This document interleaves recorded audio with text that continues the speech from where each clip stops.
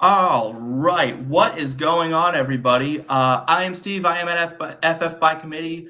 And as you can tell, I am not the normal host of this show because I don't even have a background up right now, and our overlay wasn't even the same thing that Zach normally does. But Zach is not here today. But Alex is. So, Alex at Alex Mateo 94. How are you, man? Hey, I'm doing pretty well, Steve. Ready to get ready for some Week 5 waivers, and I'm looking forward to it. Oh yeah, we got some good stuff. We had some big injury news this week in the NFL. It dropped today. Javonte Williams is out for the year and maybe even longer with multiple torn ligaments in his knee, LCL, ACL, and I think a patella, PCL. PCL. Yeah, so big stuff going on in the NFL, and that means you guys should be tuning into the show because we're about to help you through this really brutal time in your schedule. So, we compiled our list of the 5 players at each position that we want you guys to be picking up that are rostered in less than 50% of your leagues on ESPN, because that is the biggest platform and that's the way we do things around here. So, Alex, take our viewers through the quarterback position because they're everywhere this year and there's some great quarterbacks out there on the waiver wire. There's some very surprising ones.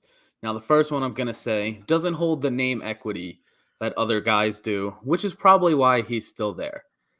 But the number 5 quarterback in all of fantasy football is only rostered on 44% of leagues.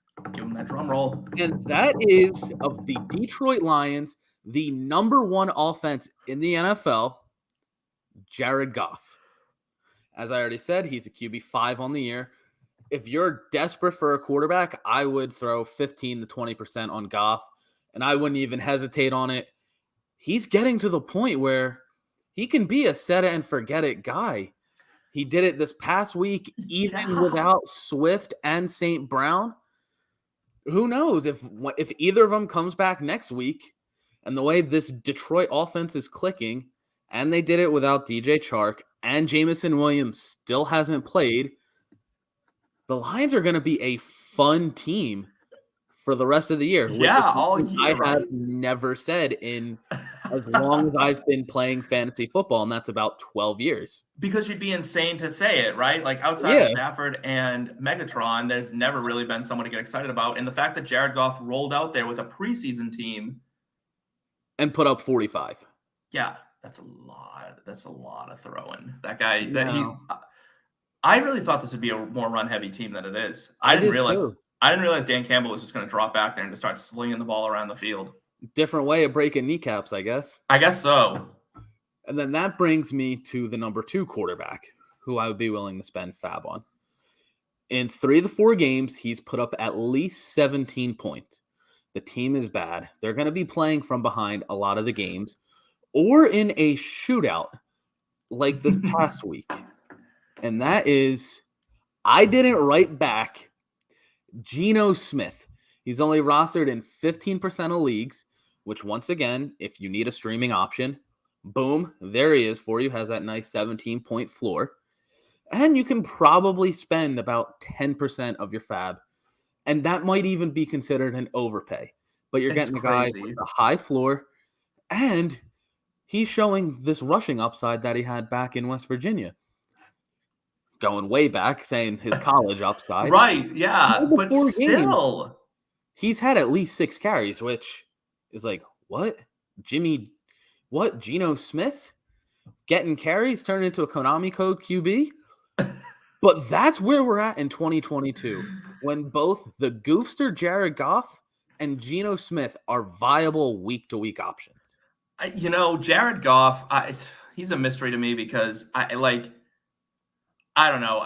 I've never trusted the talent. Geno Smith was someone who the rug kind of got pulled out from underneath him so early in New York that we never got to see what he was. And when he has had to fill in other stops, he's been pretty good. And now, even last year he was good. Yeah, he's throwing some dimes this year, though. He threw one to Will Dissly this week. It was just amazing. I'm like, damn, is this guy is he legit? Good? I'm like, is he good? Like, is Geno Smith good? Like, is Rex Ryan just bad? Like, like I guess the guy got sucker punched by a linebacker or something like that back in the day. So that really ruins the locker room. But other than that, but let's go through your next couple guys. we Well, got a couple more. So this one, it is Jimmy G. sure. He's only rostered in 13% of leagues. You realistically don't need to spend anything on him. But the next couple weeks, he has favorable matchups. With the weapons that they have, he could provide a decent floor fill-in, especially with the bye week starting to occur. Right. And then last, you got Zach Wilson. He's rostered in less than 10% of leagues. Hide your moms. Hide your moms. And similarly to Jimmy G, you won't have to spend much, if anything, for him. Once again, these guys are just, if your starter is facing a bye week in the next couple weeks, he's someone who can start to fill in for you. Yeah, sure.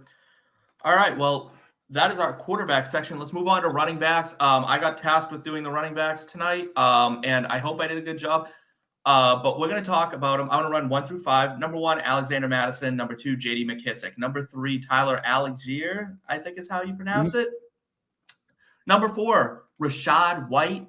And number 5 is Eno Benjamin. I want to highlight number 4 and 5, Rachaad White and Eno Benjamin, because the other 3 guys we kind of understand why, right? Like J.D. McKissick is a pass-catching back. Alexander Mattison, Dalvin Cook's injury issues, and then Cordero Patterson goes out with this injury, so now Tyler is all ready to go. But someone's going to look at this and be like, what are you talking about with Rachaad White and Eno Benjamin? Well, Rachaad White just had 50 receiving yards in a game, right? Like Rachaad White looked not so much that he looked good. It's that Leonard Fournette looked so bad. Like he got really old like overnight and just looks awful. So I think the time is going to come that we're going to see the ascent of White over Fournette. Absolutely. I would actually prioritize White over Algier, over McKissick, over Madison, just like for what you said. Sure. He doesn't necessarily need the injury to be able to get more production. And Atlanta, with Algier, it was also a 50-50 split with Caleb Huntley. They both had 10 carries, both had over 50 yards, and they both had a touchdown. So why not, like you said, prioritize the guy whose starter out of nowhere turned into dust. Yeah. And has second-round draft capital. And can play all 3 downs. That's what you're looking for in a waiver wire back. So I absolutely love the Rachaad White pick. And this argument for Rachaad White applies directly to Eno Benjamin because he also looked more explosive than the current starter, James Conner. James Conner, again, we said it in the preseason. We said it all offseason. He's so touchdown dependent. James Conner is so touchdown dependent. You can't average 2.8 yards a carry and be a starting running back in the NFL. So at some point, I think with this offense, it looked better this week. But Eno Benjamin was running the ball well this week. And I think if they can establish an explosive runner, that'll open the passing game up. And I don't think Kingsbury may be coaching. Well, I know he just got an extension, so I guess he's probably not coaching for his job. But there has to be some urgency here. He's not getting along with Kyler Murray. It's falling apart around him. And I don't care how much they extended him for. I'm sure there's an opt-out clause, right? Like if this thing crumbles around him, they're going to fire him. He can't have another collapse in the second half. And the problem is the first half looks like trash. It looks like the second half of last year. Right. So, I mean, you can't just do this and be like, oh, well, we're good to go. Like something's going to have to change. So running back at this point in the season, sometimes like that waiver wire is usually bare bones. Yeah. Get these guys now because I don't think you're going to be able to get them soon. I think pretty soon these are going to be gone and you're going to be looking at third strings on the waiver wire. It's usually the hardest position to get. So get them, keep them, hold them. Yeah, and Benjamin, you may have another week just for the fact that they're playing Philly next week. Yeah. So there's a good chance Arizona is going to be playing from behind a bit. Yeah, so he may not be as featured. But let's talk a little bit more exciting position because I'm looking at the names. And I like all of them. Actually, I like 3 of them. I don't like one of them, but we're going to talk about that. So why don't you take me through the wide receivers?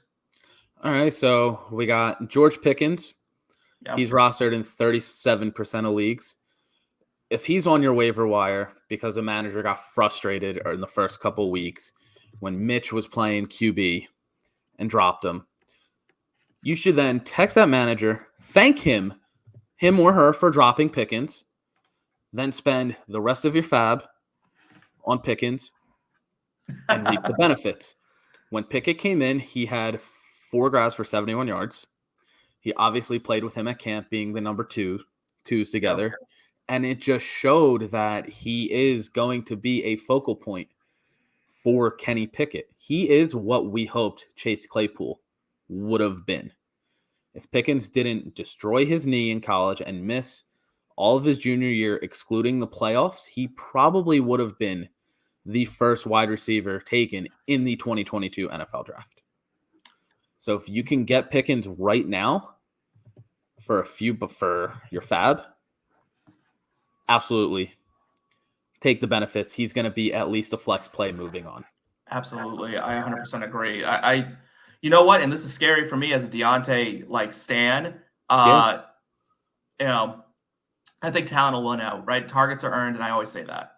But I think Pickens really could ascend. You know who this really hurts, honestly, in my mind, is Chase Claypool. Oh, yeah, he's toast. Is toast. It's his over. fantasy value is gone. Yeah, it's 0. And it looks like Freiermuth even got a bump. Yeah, I think there's 2 guys who get hurt by this, and it's Claypool and it's Najee Harris, because Pickett seems to want no part of dumping off the ball. He's taking those deep shots. He's aggressive because that's what he did at Pitt. He's an aggressive thrower of the ball. Even with Deontay, there was a ball that Pickett threw in the end zone that was that close. Beautiful throw, but Deontay just couldn't get that second foot down. That was it. I didn't see it live, but on the red zone highlight, it almost looked like it was probably like a 25, 30-yard play. Yeah, it was about a 25-yard play. Yeah. So we'll go 25 yards there. That's 2.5 for the yards, a point for the receptions. That's 3.5, plus another 6 for the touchdown. Yeah. That's 9.5 points right there. That gives you a completely different outlook on Deontay Johnson's future. Absolutely. We're going to I think we could see a lot more touchdown receptions for Deontay Johnson. Very similar to, obviously not the same success, but how every play it was Tyreek Hill or Jalen Waddle. Right. Every single pass attempt, it'll be, all right, are we going to Pickens or Deontay? Yeah. And that should be what you should do, especially to help a young quarterback going through a murderer's row of the schedule, very similar to Jalen Hurts at the beginning of the year last year. It's brutal. Just get the ball to your playmakers. Get it out quick. Take the shots down the field. And for the love of God, do not put Trubisky back in that game. Yeah, thank God they didn't. Yeah, but ever. Oh, absolutely. Because there's no word yet, I don't think, on Pickett. They did say, Rappaport came out and said Pickett's the starter moving forward. Oh, did he? All right. They did report that, which is good. That's big. And then I guess we have to continue with the wide receivers. We can't talk about We can go about Pickens for the whole show. Then you got Josh Reynolds at New England next week, only 10% rostered. Same thing. You only need to spend 5 fab on him. Worst case, if both St. Brown and Swift are back, you can drop him. But over the last 2 weeks, Reynolds did have 13 grabs for 177 yards and a score. He's been a flex play the last few weeks. He very well could be a flex play again next week. We saw New England get burned by Romeo Doubs. They can look to use Reynolds in a similar way. Then the last 2 receivers, you got Rondale Moore. He's only 20% rostered. Same thing, just a couple bucks at most. And then last, this is if it's announced that Zay Jones is out again. Jamal Agnew. You can literally do a $0 bid. Yes, he did have 2 scores against Philly, but he should have had a third. Trevor Lawrence just overthrew him. On those 6 targets, he would have had 3 scores. They were making Jamal Agnew is always a guy that he's always someone who I look at, like every time he starts to play well, like he gets when he gets involved in the game, he plays really well. And I'm always like, why isn't this guy more? Right. And he always pops off for either 100 yards or a couple scores or something. Yeah. And I'm like, And it wasn't even like it was at the expense of Christian Kirk, because Kirk still saw 9 targets in an absolute slop fest of a weather yeah, it game was in gross. Philly It was with gross. how bad that was. So it still showed they were willing to throw the ball and get the receivers in yard. So Agnew is a if Zay Jones is out again pickup. I like it. I like it. The only one I don't love is Rondale Moore because I hate Rondale Moore. Not the person. I'm sure he's a nice guy or whatever, but like just the way that they he's use used, him. the way they use him. I don't go for anybody who has a negative average depth of target. So that's kind of where I'm at. Yeah, which is fair. But let's talk about the ugliest position that we have to talk about, and that is the tight end position. So Zach, gone this week but not forgotten, came up with the tight ends for this week, and he decided to gift us with these glorious names of Tyler Conklin in his first slot, Irv Smith in the second, Robert Bobby Tunyon in the third slot, Logan Thomas, and then the giant Mo Alley Cox. Let's talk Tyler Conklin. He is tied for the 7th most tight end targets per game with over 7 a game. He's 4th in receptions with 21, which is only 3 behind Mark Andrews, and he's 8th in yards. The guy lacks explosiveness. That's the bottom line, right? Like, that's what's killing Tyler Conklin. But he's getting some targets. He's playing better than Kyle Pitts, right? Like, I will take reliable 40-yard games and maybe a score over Kyle Pitts' one for whatever is going on. Yeah, that's a whole different thing. That's a fight I'm going to have with Arthur Smith. Like, I'm ready to. I'm at the point now where if Arthur Smith was on the show, if I was on the show, I really could smack his vampire-looking ass like right now. Like, I really am over this. I'm over this Kyle Pitts like uselessness. Useless. I don't know what's going on with one of the best athletes in the NFL that you're only targeting him 4 times a game. It doesn't make sense. Like, if I were the owner, I'd fire him tomorrow. Yeah, and Conklin, he was good last year in Minnesota. That's right. That's what we're talking about. He was good the second half of the previous season, and it's carrying over this year with 2 different quarterbacks. Sure. Flacco targeted him. Everyone was concerned about the volume for Conklin this game. He still saw 5 targets. Yeah. And if you've been listening to the Tripwire for the last 2 years, Tyler Conklin should already be on your rosters. He was my deep sleeper last year. He was my deep sleeper again this year. And spoiler alert, he will probably be my 2023 deep sleeper as well.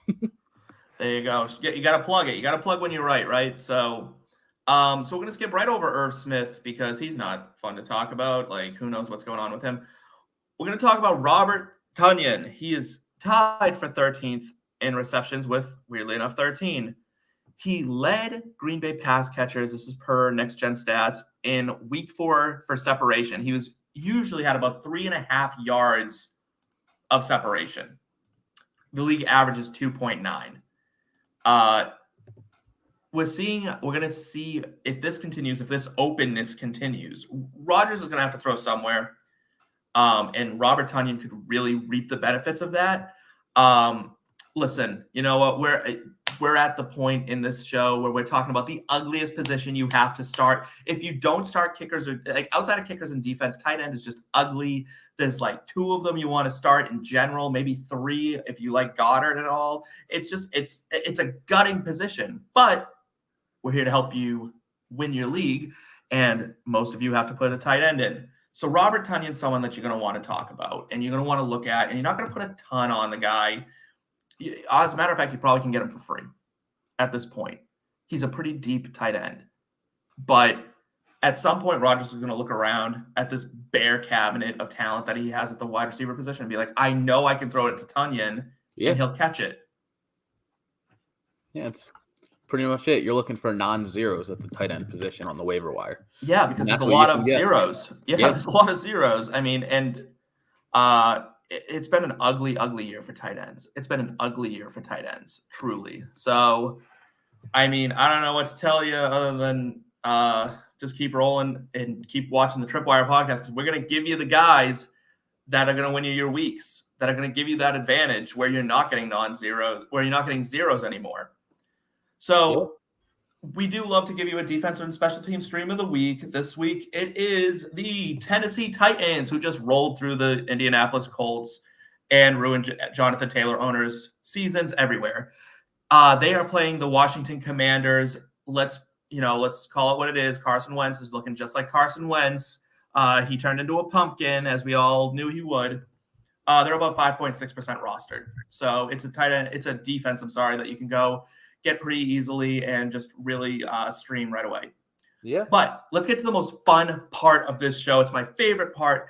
We're going to talk about whether guys who are over 50% rostered are droppable at this point in the season. Alex, are you ready to give your opinion on these guys? I am ready. All right. Hunter Renfrow is 82% rostered. Are you ready to drop Hunter Renfrow? Not yet. I want to see how he looks after the concussion. All right. Chase Claypool, 76% rostered. Drop. I agree. Drop him. Drop him. Get him out of there.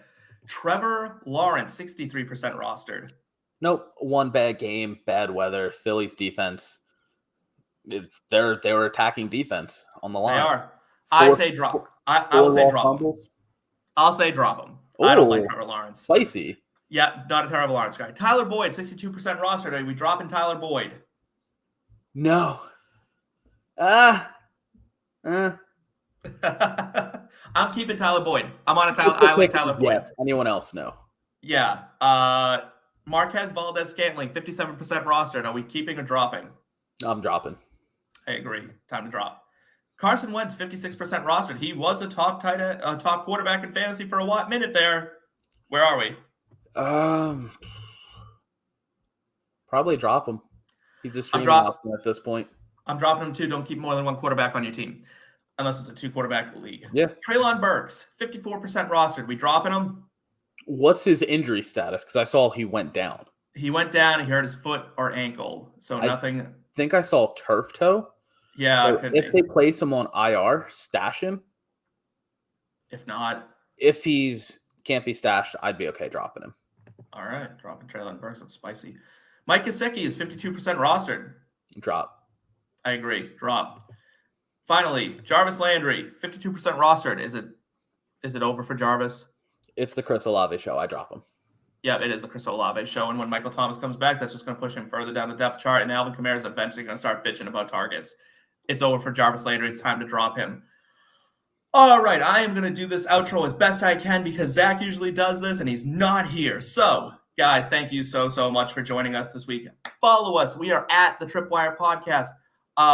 Look us up. Follow Triple Play Fantasy on YouTube. Just click that subscribe button. Give us a like. Give us a share. Give us your opinions. We want to hear it. It's week 5 coming up, and it's time to get ready. We are Triple Play Fantasy. We have everything from the world of baseball, basketball, football, and so much more. I think we talk movies, we talk music, we talk just about anything. Everything. Everything you can think about that's entertaining. You can find it right here. We are a part of the Fantasy Points Media Group. We are a family here, as Vin Diesel would say poorly. And we so enjoyed being a part of your Monday night. Guys, thank you so much. Alex, thank you so much. Anything to add for the people before we go? No, just like and subscribe. Check out the Tripwire show. Check out everything else Triple Play has for you. Like to be your one-stop shop for everything. That's us. I will leave you with, guys, pickles don't belong on sandwiches. Please stop putting them on mine. Guys, have a great night. Enjoy Monday Night Football. Alex, I will see you later. See you later, Steve.